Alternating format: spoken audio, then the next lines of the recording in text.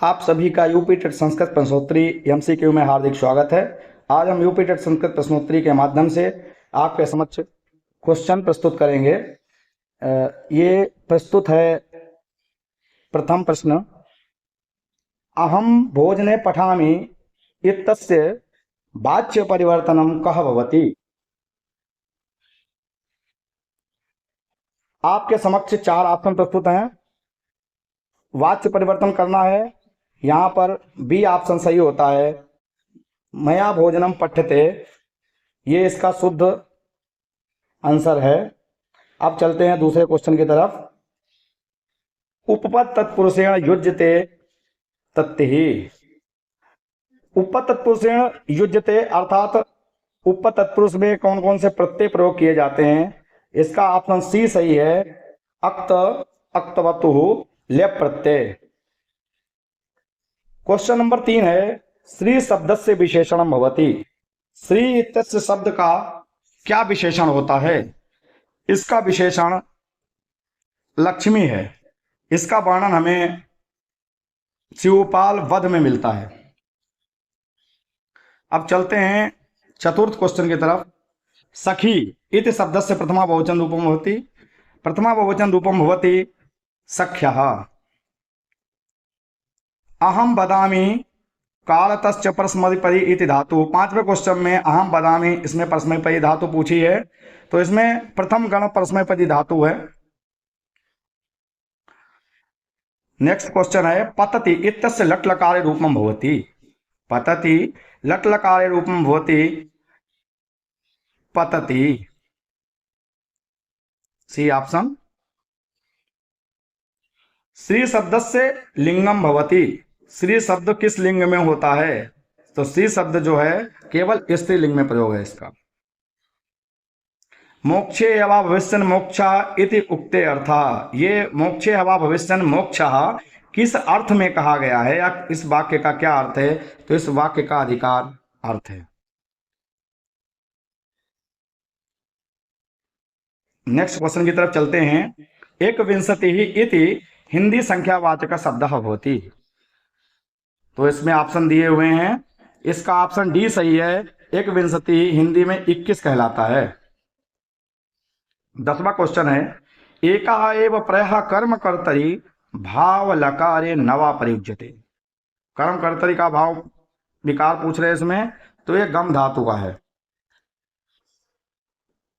12वां question है, अस्माकम आत्म इति विशेषणस्य प्रथमा विभक्तौ रूपम भवति। प्रथमा विभक्ति रूपम भवति आत्मानः। संवैधानिक शब्दे कः प्रत्यय भवति। संवैधानिक शब्दे प्रत्यय भवति ठक। अस्मिन् प्रकारेण अन्य शब्दात जो है ठक प्रत्यय भवति, यथा जैसे कि प्रासंगिक, राजनैतिक इत्यनेन ठक प्रत्यय भवति। अनामिक शब्द से लट्लकारे रूपम भवति। अनामिक शब्द रूपम लट्लकारे अनामिकायाः। अत्र शब्द कस्मिन् प्रकार शब्द अस्ति। अत्र एकः अव्यय शब्द अस्ति। अनेक अव्यय शब्द अस्ति। अत्र, तत्र, कुत्र, सर्वत्र, अन्यत्र, कस्य, तस्य, कदा, यदा इति अनेक शब्दाः भवति अव्यय। गम धातोः लट्लकारे प्रथमा बहुवचन रूपम भवति। गम धातोः लट्लकारे प्रथमा बहुवचन रूपम भवति गच्छन्ति। 17वां क्वेश्चन है, क्री धातोः लट्लकारे रूपम भवति करोमि।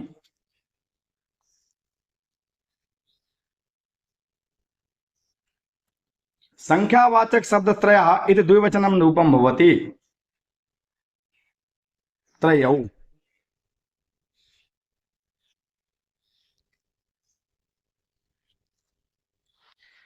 विष्णु इति शब्दस्य प्रथमा बहुवचन रूपम भवति। विष्णु इति शब्दस्य प्रथमा बहुवचन रूपम भवति विष्णवः। परसमाणि तन्मानः बहुपुरुषः इत्यत्र, यहाँ पर कर्तरि प्रयोग अस्ति। किसमें प्रयोग है इसका, आत्मनेपदी में प्रयोग है इसका। अश्वमेधा इत्यस्य समासविधः। अश्वानाम मेधा, इसका जो विस्तार है वो होगा अश्वानाम मेधा अश्वमेधा, अर्थात यहां पर षष्ठी तत्पुरुष समास है। सुवर्चसः इत्यस्य समासविधः। सुवर्चसः सुंदरवर्चसः इत्यस्य बहुव्रीहि समासः।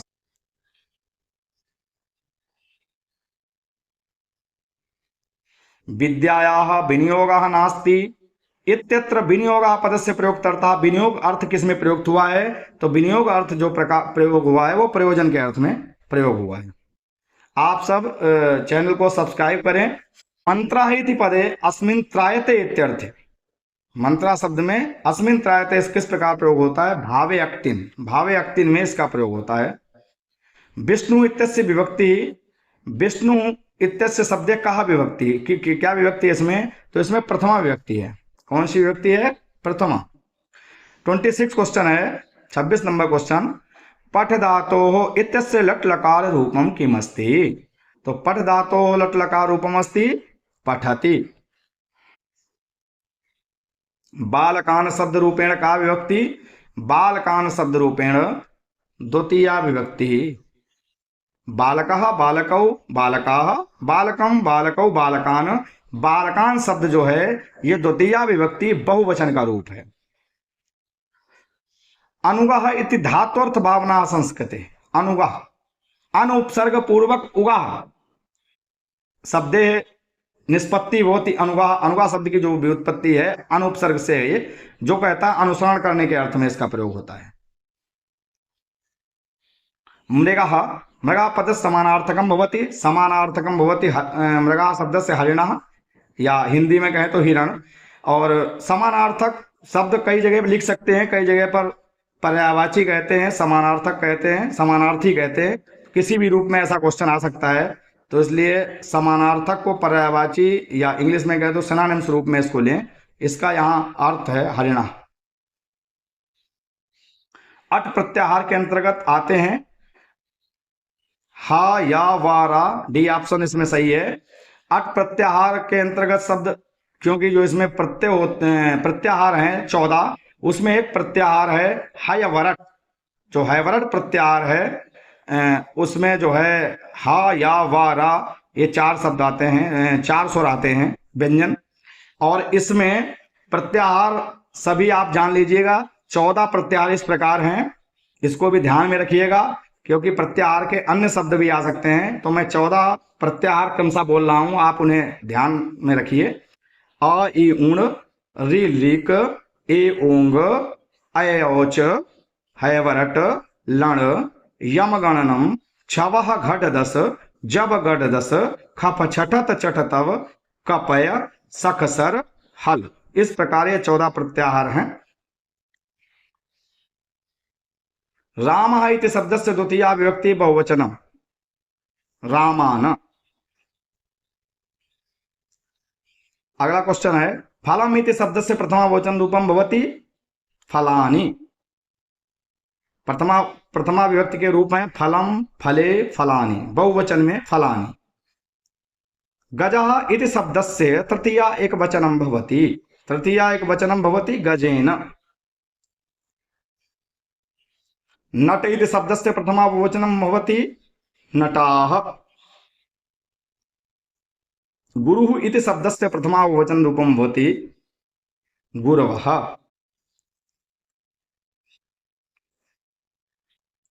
विद्या इति शब्दस्य द्वितीया बहुवचनं भवति, द्वितीया बहुवचनं भवति विद्याः।